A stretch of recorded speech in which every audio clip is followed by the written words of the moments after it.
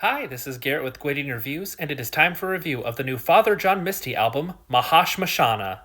Father John Misty is back with what is, in my opinion, quite possibly his best album to date.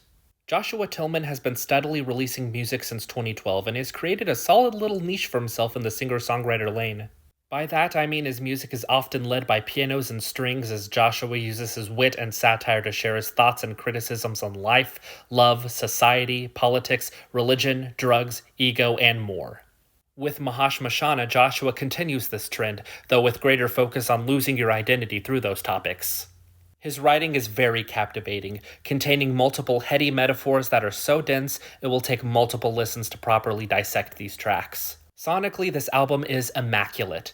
It incorporates pianos, guitars, strings, and horns in ways that sound so grand and so lush. For example, we have the title track, which is one of Father John Misty's best songs, period. It's 9 minutes of pure beauty from front to back. I love the way the strings swell at the top, the way Joshua drops the song title, the way the saxophone solos in the back half sound so romantic, the way the song ends with a repetition of the phrase, "Yes, it is." It all culminates into a masterpiece of a song. Mental Health is another gorgeous piece of instrumentation with some of the strongest lyricism on the album, as well as the catchiest chorus. Screamland is an interesting track. It goes for the quiet verse, loud chorus dynamic, but the verses are so subtle in the way they build. The pianos and Joshua's more hushed vocals are lovely, and the string swells promise this cathartic grand explosion of a chorus. And let me tell you, that chorus is exactly that.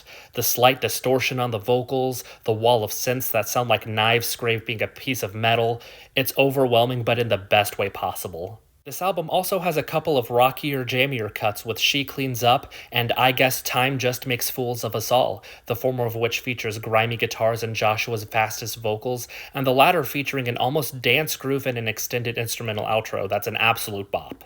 As far as nitpicks go, I think there's a few instances where the pacing feels a bit slow.